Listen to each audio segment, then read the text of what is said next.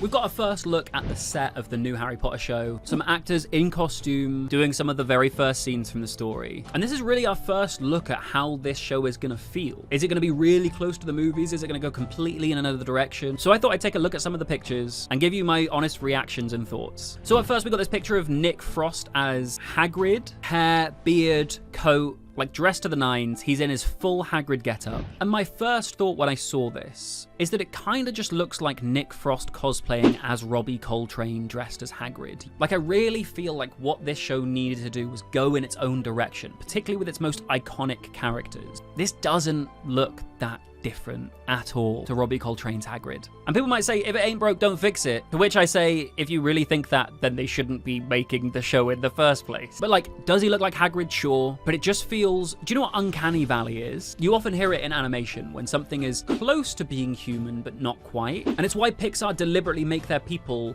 not too people-y, like their eyes are massive. It's because if something is supposed to be a person, and it's close enough but not quite there, people feel uneasy when they look at it. It feels almost creepy. And this picture is kind of feeling like uncanny valley, if you ask me. Like obviously Robbie Coltrane in the movies was very accurate to the book description of Hagrid, so how could you change it that much? I don't know, honestly. But I was just kind of hoping to start seeing set pictures and be like, wow, they're really taking it in their own direction. They're really stylistically setting it apart from the movies. And this picture is not giving us that. Then we got some pictures from London Zoo of like the Dursleys going out for Dudley's birthday. And like they are clearly going very era accurate. Like these tracksuits, these shell suits, they are very 90s, early 90s as well. Like I was born in the 90s, so I grew up kind of in that decade. I definitely wasn't sort of 11, 12 in the 90s, like Dudley, like Harry. And so I wouldn't have ever been wearing this, but it does look very era accurate. From presumably the same scene, we have Petunia holding out an ice cream cone. And this is exciting because in the books, there's a scene where, you know, they go to the zoo for Dudley's birthday, they go to buy Dudley and his friend Pierce an ice cream, and they don't want to buy Harry one, but the person serving them the ice creams asks Harry what he wants before they can get away. And so begrudgingly, the Dursleys have to buy him,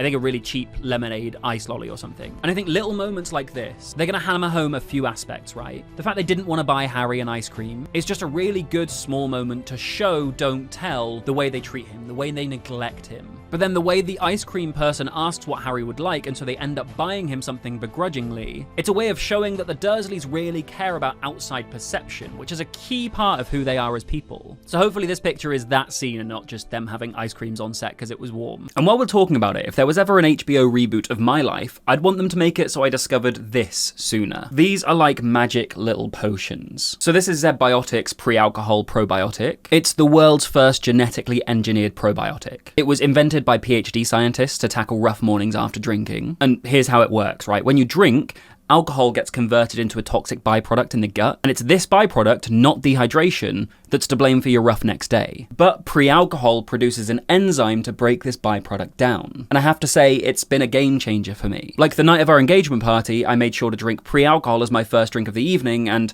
honestly, I woke up the next morning feeling so much better than I expected. No rough morning that I would usually get after a night like that. I was able to get right back to reading Harry Potter, working on my videos, and staying productive. Like, the last thing I want to do is lose a day feeling rough when I could be making a video like this one. So Zebiotics pre-alcohol has let me enjoy celebrating special occasions like our engagement party while still keeping my routine going the next day. Just remember to make pre-alcohol your first drink of the night, drink responsibly, and you'll feel your best tomorrow. Check out Zebiotics pre-alcohol using the link in my description. They are sponsoring today's video, and if, like Hagrid, you're partial to a fire whiskey or two, I genuinely think you'll love how it works. And got a few pictures of the Dursleys, again looking very 90s. We've got Daniel Rigby, who looks very good as Vernon, now he's all dressed up. Like when the casting was announced, I thought he was a bit of a pretty boy, but you throw that mustache and those glasses on him, put him in a polo shirt like that, I actually think he looks great, if a little bit like a serial killer. I don't know why, he just gives serial killer vibes. It might be the glasses and the mustache. That seems to be what serial killers look like in movies. I've never met a serial killer in real life, as far as I know. We've also got this one with Belle Powley as Petunia. Now, my main concern when she was cast is that she was too pretty for this role, and she definitely still looks pretty here, but she also looks like a try-hard Karen. Like, Petunia is described as having a bit of a horse face, which she definitely doesn't have. But like that haircut, those big glasses, sunglasses, she's like glammed up, you know. And the Dursleys at their core are a couple of people who really care what people think of them. You know, Vernon drives nice cars because he cares about how people look at him when he's driving around. At the beginning of the Chamber of Secrets, they care about what Vernon's colleagues think of them as a family. And you know, Petunia gossips about her friends a lot. And I do think, even though this isn't a horse-faced Petunia like we're used to, this is a Petunia who meets those descriptions, who you can see really caring what people think of her. Constantly maybe pushing Vernon to earn a little bit more money at Grunnings so that she can buy that timeshare out in Mallorca or something. Also, kind of looks like the kind of mum who, even though her son is a bully, would never believe her son was a bully because he can do no wrong. She really does look like that. We also then have our first look at Dominic McLaughlin?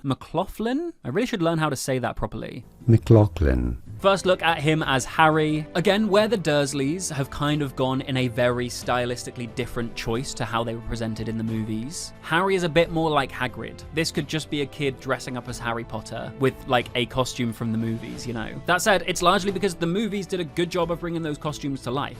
Two things stand out here. One, Harry has got blue eyes. Doesn't really bother me too much. He had blue eyes in the films as well. They can just give his mum blue eyes if they want to. But also, maybe he will put green contacts in before they start filming. Maybe they'll make them green in post. I don't know. That's the first thing I imagine people will be commenting on. The second thing is his scar is less cartoony. Like in the movies, it is a lightning bolt with straight lines. Whereas this, first of all, looks like a real authentic scar. Like the kind of scar you would get from being like branded or burned or cut. Or in a car accident, as he believes is how he got it. But also, it's a bit more natural looking. It's not as definitive as like the lightning bolt emoji. And I love that.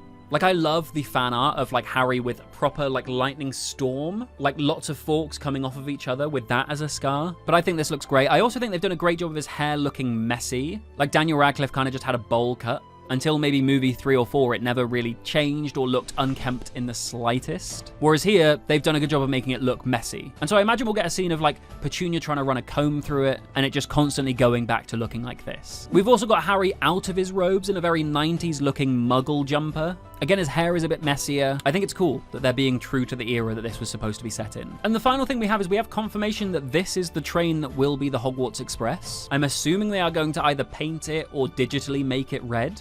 I don't really know anything about trains. I don't think this looks any different to the one that was in the movie. So if you ask me, it's fine.